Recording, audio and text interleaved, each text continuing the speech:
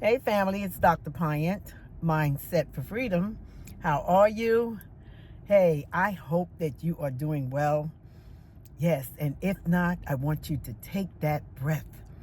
And even if you are doing well and you might not have taken that breath today, come on, take that breath. Breathe in through your nose. Nice deep inhalation. Hold it. Think of God's arms around you. Take another sip of that breath and hold that thought in your head. God's arms around you. Feel what that feels like. And let that breath go to the count of 8. Releasing everything that you feel anxious about, anxiety, anything that has been troubling you today, anything that you are overthinking. Just let it go. Just let it go. You know, I'm videoing you today. I was trying to make sure I got it in because I had a lot of things going on. So I said, well, you know what? I'm going to see if I can do this from my car because I'm moving in the car, but it's a slow move. You know, it's not a dangerous move. But I was just trying to see if I can do it because I had to leave the house a little early today. But anyway, just so you know the background, sometimes it's going in and out like a little cloudy and what have you over here. But I wanted to talk to you today about intent. And I had spoken to you before about setting an intent. And I told you we're talking about us having resilience to go through challenges, things that are challenging. And a lot of times we don't have the proper practices or tools to pull out of our repertoire to help us to go through. So I wanted to give you another one. This would be number 5. And I talked about this once before, but it came into my feed today when I was engaging with the source about what are we going to talk about. And intent came up again. And I was like, okay. So I was reading a book. And if I get a chance, I'll tell you the title of it. It's a little book, but it's very powerful about intent. And one of the things that it was saying that when you have an intent in your life, that it gives you focus.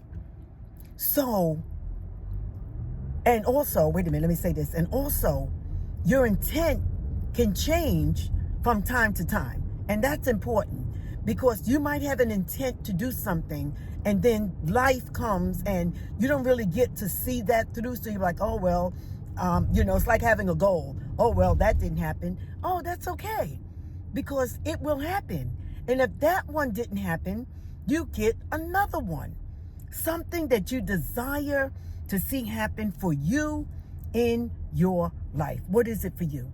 What is it that you deeply desire to see happen?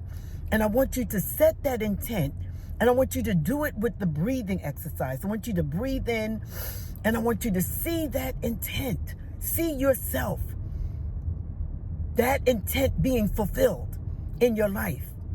What does that look like? What does that feel like? And I want you to do that a couple of times, like in your day. Don't let this life of chaos steal your dream, steal your creativity, steal away your desire. And then you cave in and you say, well, I just can't do that, But because who knows if there's a next time? Who knows if you're coming back here to this earth? I don't know that. You don't know that. Ain't nobody been gone and came back and told us, hey, I'm back. So we don't know. So you got to do what you got to do while you're here. You understand what I'm saying? We came here to drop our gifts because somebody is going to benefit from your gift. So what is that you have an intent for? And I want you to ground into that. And I want you to feel what it feels like. And then I want you to embrace that feeling of that intent. because the intent helps you to stay focused and to have clarity and to have purpose. Because sometimes things happen and you'll be like, well, I don't have nothing to do. You need purpose. Everybody needs purpose. So you use your time wisely. And don't forget to tabernacle with God. You know, I told you in the last post that I represent the feast days as a Hebrew child. You know, we are children of God. We are. But there are different cultures with us children because we've come from different walks of life, and it's okay. But in my walk, we celebrate the feast days. So this week is called Sukkot, or Tabernacles. And I'm not going to go into it in details. You can kind of, look it up or whatever.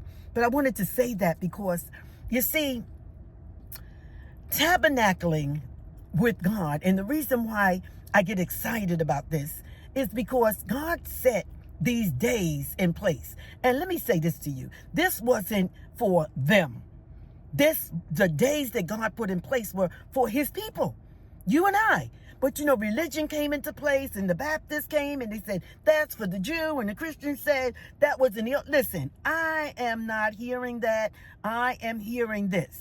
God put these days in place. So, having said that, our ancestors met God during these times. Because you know what? There's a blessing in being obedient. There's a blessing in just being obedient. There's a blessing in consistency. You get blessed because you're consistent at doing something and persistent at doing it. So back to tabernacling, this particular time of the year, God told our ancestors to meet him in a tabernacle, sort of like they called it a sukkah, and that he would meet them there. So listen, this is where I'm going with this. If God met them there during this time of year, then I'm looking for God to meet me there too. Because this is what he called harvest time. And I need a little sprinkle on my harvest. What about you? I don't know about you, but I've got some seeds planted because everything grows from a seed.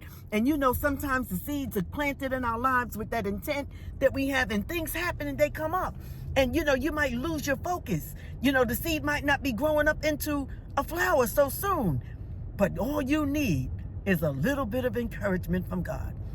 So you do what I do this week. Meet with God. Tabernacle with him. Be in a place where you're talking to God and God is talking to you. You don't have to embrace it as a religion. Just talk with God. And you say, well, Dr. Pine, God talks to all the time. Yes, he does. But he also said in his scriptures that he has appointed times. And let me tell you something. If this, and as it is written, is an appointed time for God to tabernacle in the harvest time, you looking for something? I am.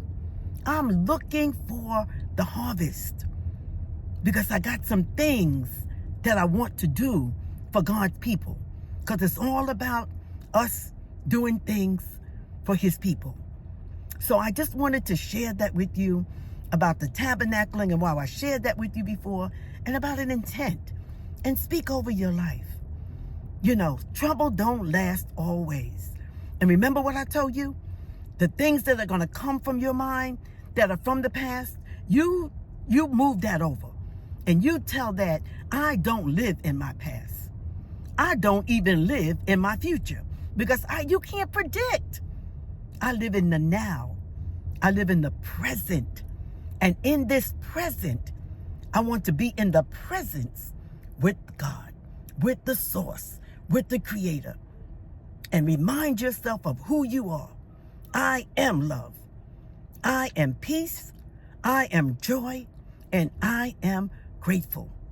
The peace of God is on my life.